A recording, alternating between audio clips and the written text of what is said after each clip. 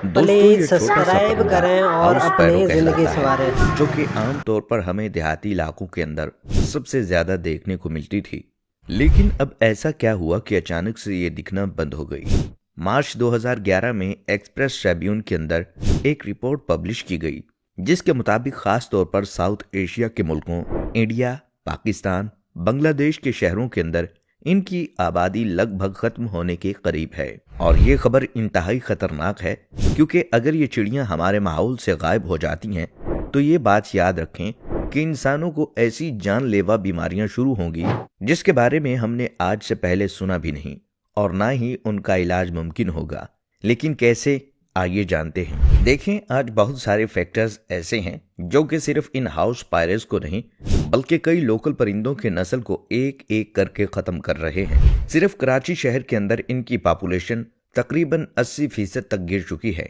बिल्कुल यही हाल भारत के अंदर भी है, और वहां पर भी इनकी पॉपुलेशन 80% तक गिर चुकी है। 1958 में चाइना के लीडर माओ ने एक ऐसी गलती की थी जिसकी वजह से 4.5 करोड़ लोगों को अपनी जान देना पड़ी।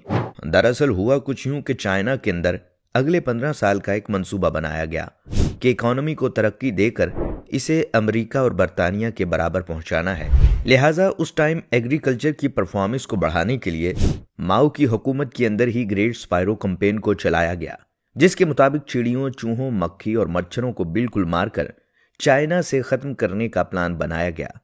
खास तौर पर यह जुल्म इन चिड़ियों पर किया गया, क्योंकि इनसे मुतल्लिक चाइनीज रिसर्चर का कहना था कि हर एक चिड़िया हर साल तकरीबन 4 किलोग्राम का अनाज खा जाती है और फलों को भी नुकसान पहुंचाती है। क्योंकि ये चिड़ियां करोड़ों की तादाद में मौजूद हैं, तो हम इस खाने को बचाकर अपने लोगों के लिए इस्तेमाल कर सकते हैं। लिहाजा इस कैंपेन की बहुत ज्यादा प्रमोशन की गई। इसके लिए बाकायदा एक फोर्स कायम की गई। चाइना के लोगों को मोटिवेट किया गया और पूरे चाइना के अंदर करोड़ों चिड़ियों को मार दिया गया। इनके अंडों और घोंसलों को तबाह कर दिया गया और अगले 2 सालों के अंदर इनकी तादाद लगभग खत्म होने के करीब आ गई।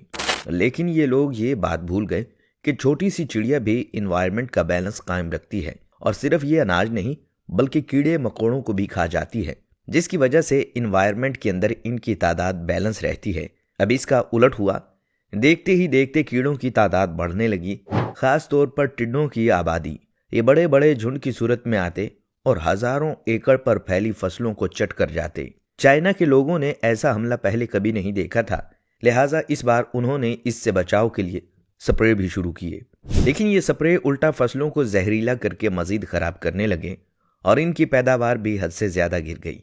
फसलें इतनी ज्यादा कम हो गईं कि लोगों को खाने के लाले पड़ गए, कहत पड़ गया और लोग भूख से मरने लगे।